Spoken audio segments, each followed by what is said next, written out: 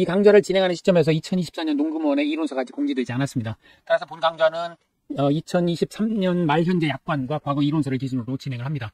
그리고 이 내용 과수작물에 관해서는 이론서 해설 6장부터 8장까지 수록될 예정입니다. 자, 과수 품목은 크게 몇 가지로 나눌 수가 있는데요. 과수 4종, 즉 사과배, 단감, 떫은감을 대상으로 하는 적과전 종합위험 방식이 있고요.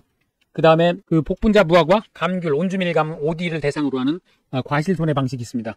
이 내용은 별도 강좌에서 진행할 예정이고요. 자, 그러면 남는 게 이제 수확감수 보장 방식하고 비가림 과수 손해 보장이 있는데, 사실 비가림 과수 품목은 포도, 대추, 참다래가 있습니다. 그런데 비가림 시설을 제외하면 그 내용은 실질은 수확감수 보장 방식하고 동일하기 때문에 본 강좌에 포함해서 진행을 하겠습니다. 포도, 참다래, 대추는 결국 수확감수 보장 방식, 과실만 보면 수확감수 보장 방식이 되겠고요. 비가림 시설은 시설편에서 별도로 다루니까요. 시설편을 참조하시면 되겠습니다. 과수 작물을 갖다 과실 손해 보장하고 수확감수 보장 방식으로 크게 나눌 수가 있는데요. 물론 이제 적과전 종합위험 방식이 있긴 합니다만, 이걸 제외하면 감귤, 오디, 복분자, 무화과를 대상으로 하는 과실 손해가 있고, 그 나머지 품목 12개 품목을 대상으로 하는 수확감수 보장 방식이 있습니다. 수확감수 보장 방식하고 과실 손해 방식의 가장 큰 차이점은, 수확감수 보장 방식은 무게를 기준으로 해서 얼마나 감소했는지를 측정을 하는 방식이 되겠고요. 그에 반해서 과실 손해 방식은 무게 대신에 결과지수, 즉 과실이 달리는 가지라든지 과실이 오디 같은 경우에는 이제 과실의 개수 등등을 따져가지고 피해를 산정하는 이런 방식입니다. 그래서 피해 산정 방식이 기본적으로 다르게 되겠고요. 손해를 측정하는 방식이 이제 다르기 때문에 이렇게 크게 나눌 수가 있습니다. 특히 이제 감귤의 경우에는 과거 과실 손해 보장 방식이었는데 2023년 약관부터는 만감류의 경우에는 수확감수 보장식으로 변경이 되었고, 온주밀감의 경우에는 이제 그대로 과실 손해 보장 방식이 되겠습니다. 자, 수확감수 보장 방식의 경우에는 밭작물에서도 살펴봤습니다만, 기본적으로 보험금은 가입 금액에다가 피해율에서 자기부담 비율을 뺀 것을 곱해서 산정을 하게 되고요. 이때 이제 피해율은 평수 미평, 여러분들이 잘 아시는 평년 수확량에서 수확량, 미보상 감소량을 빼고 이것을 평년 수확량으로 나누어서 산출을 하게 됩니다. 기본적으로 수확감수 보장 방식은 자, 이런 방식을 취하게 되겠고요. 이것은 밭작물 수확감수 보장 방식도 동일한 산식을 취하게 됩니다. 자, 결국은 이제 그래서 그 수확량을 어떻게 구하느냐가 이제 관건이 되겠고요. 앞으로 살펴볼 내용에서도 그 수확량을 구하는 방식이 각 품목마다 조금씩 다르기 때문에 수확량을 구하기 위해서 조사하는 방식, 수확량을 구하는 방식을 공부를 하게 되겠습니다. 자, 그러면 이제 이 수확량을 어떻게 구하느냐에 따라서 또 몇 가지로 나눌 수가 있는데요. 포도, 복숭아, 자두, 만감, 포복자만을 제외한 나머지 품목에 대해서 구하는 방법이 조금씩 다르게 됩니다. 그래서 포복자만의 경우에는 이제 농지 전체 사과수를 미리 조사를 해서 조사를 해놓은 다음에 나중에 사고가 발생하면 얼마나 피해가 발생했는지 다시 이제 줄어든 피해량을 조사하는 이런 방식이 되겠고요. 반면에 포복자만을 제외한 나머지 품목에 대해서는 피해가 발생하면, 사고가 나면 그때 가서 조사를 합니다. 이때 이제 표본주나 표본 구간을 정해서 거기서 나오는 과실을 측정해가지고 전체를 추정하는 이런 방식을 취하게 되는데요. 특히 이제 포복자만하고 바모드, 참다래, 유자는 과실의 크기가 좀 크기 때문에 개당 과중을 측정해서 전체 개수에다가 곱해서 수확량을 측정하는 이제 이런 방식을 취하게 되고요. 반면에 대추, 매실, 살구, 오미자 같은 경우는 과실이 크기가 작아서 하나하나 크기를 잴 수가 없습니다. 그래서 표본주 전체 무게를 잰다든지, 또는 오미자 같은 경우에는 표본 구간의 전체 무게를 재가지고 전체 과수원의 무게를 추정하는 이런 방식을 취하게 됩니다. 그래서 이렇게 이제 조사하는 방식이 조금씩 다르기 때문에 크게 이렇게 이제 구분을 할 수가 있습니다. 자, 이런 내용들은 각 품목별로 품목별 강좌에서 더 자세히 살펴보도록 하겠습니다. 자, 보험기간에 대해서 살펴보도록 하겠습니다. 자, 기본적으로 모든 과수 품목에 대해서 보상하는 재해는 이제 종합위험이 되겠습니다. 이때 이제 종합위험이라고 하면 자연재해, 조수의 화재를 얘기를 하지요. 이때 복숭아는 병충해를, 특히 병충해를 보장을 하는데, 다만 병충해는 세균 구멍병을 이제 보장을 하게 됩니다. 그리고 만감류의 경우에 동상해에 대한 정의가 다른 품목하고 달리 정의되어 있는데요.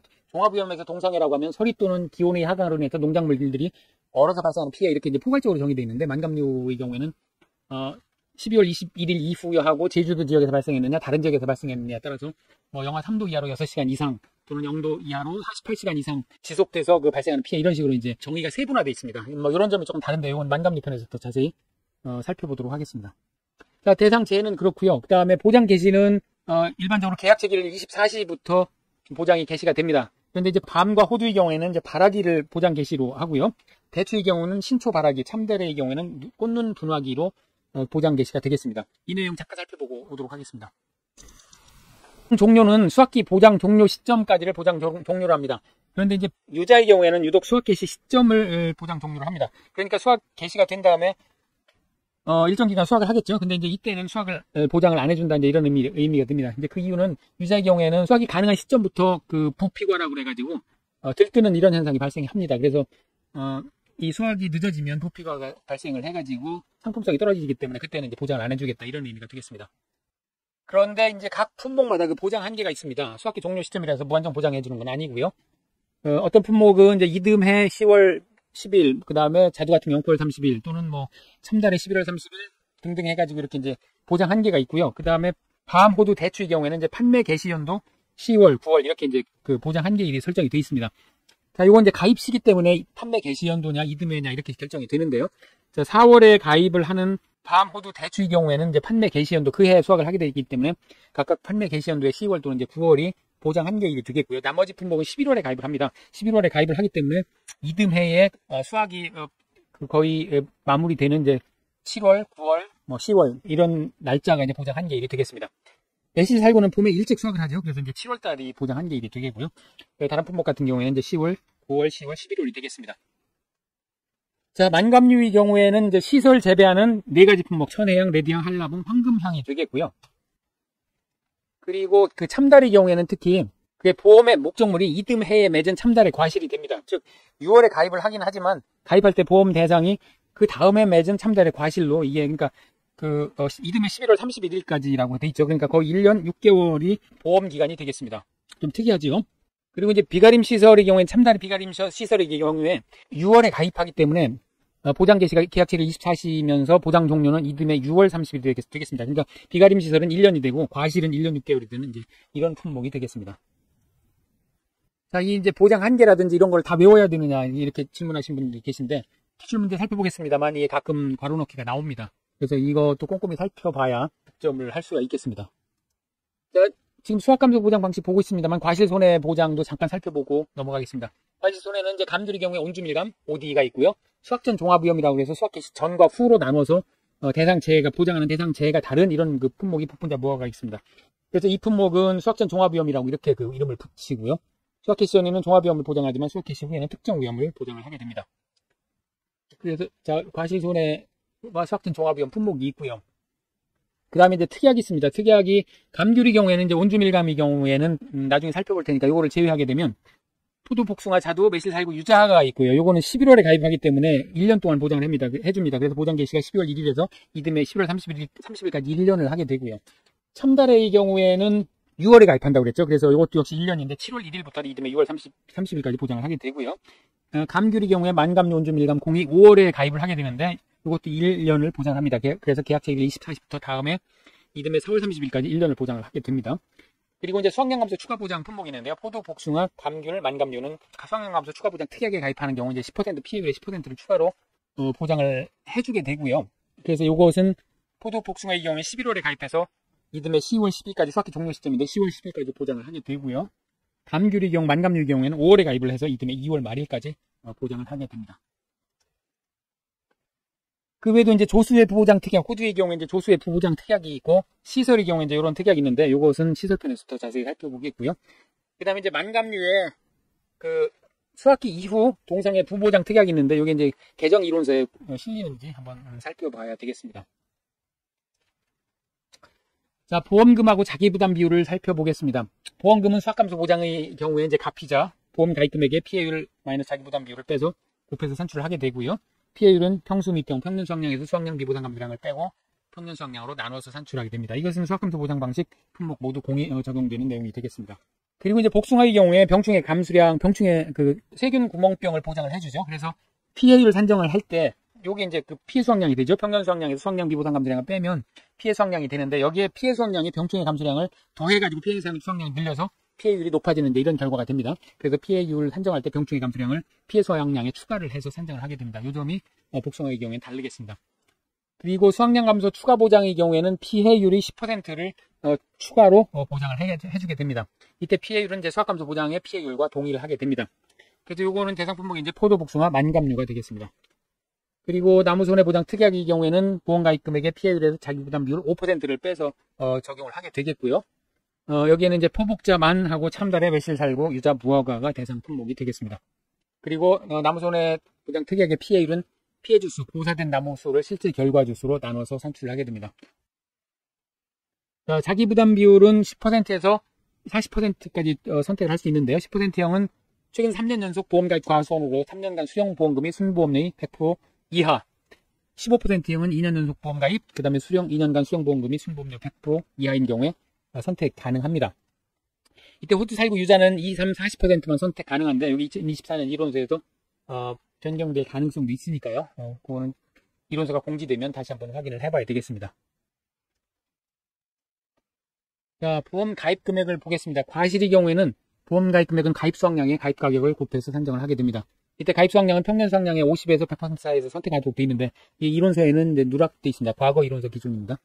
이때 평년 수확량은 A 플러스 B-A 곱하기 1-5분의 A 곱하기 이것을 전체를 B분의 C로 곱해서 산정을 하는데요. 이 평년 수확량에 관해서는 평년 수확량 강좌가 따로 있습니다. 그걸 참조하시도록 하고요.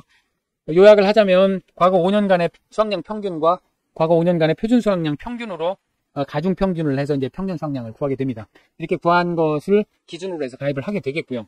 가입 가격은 보험 가입 시 결정된 과실의 킬로그램당 평균 가격이다 이렇게 정의가 되고요. 여러 품종이 섞여서 가입한 경우에도 품종을 불문하고 동일한 가격을 적용을 하게 됩니다. 그리고 나무 손해보장 특약의 경우에 가입 금액은 결과주수의 한 주당 가입 가격을 곱해서 산정을 하게 됩니다. 이 결과주수라고 하면 과실을 맺는 나무 수를 얘기합니다. 그래서 결과주수가 실제 결과주수보다 큰 경우에 이제 보험 가입 금액을 가입하게 되는데요. 이게 무슨 얘기냐면 실제 결과주수라고 하면 가입하는 날짜를 기준으로 해서 가입 과수원에 심어져 있는 모든 나무 수를 얘기합니다. 이때 이제 유목 및 인수 제한 품종은 제외하는데, 그러니까 어린 나무라든지 인수가 안 되는 수령이 모자란다든지 이런 것은 이제 인수가 안 되거든요. 이런 것을 뺀 가입일자 기준에 과수원에 심어진 모든 나무 수를 기준으로 해서 이것을 실제 결과주수라고 이렇게 정의를 하는데, 결과주수 즉 어느 시점에서 조사를 해봤더니 과실을 맺는 나무 수가 가입 당시 숫자보다 적더라 그러면 이게 이제 일종의 이제 초과보험이 되는 거죠. 이런 경우에는 보험 가입 금액을 감액을 하도록 되어 있습니다.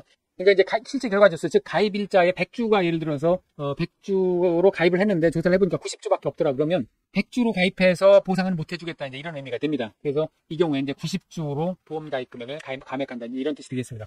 1주당 가입 가격은 사과배 다음의 경우에 이제 10만 원 이런 식으로 사전에 결정이 돼 있습니다. 이론서에는 없는데 과거 이론서에 이제 이런 게 있었습니다. 5만 원, 4만 원, 3만 원 품목에 따라서 이렇게 이제 사전에 결정된 가입 가격이 있고요.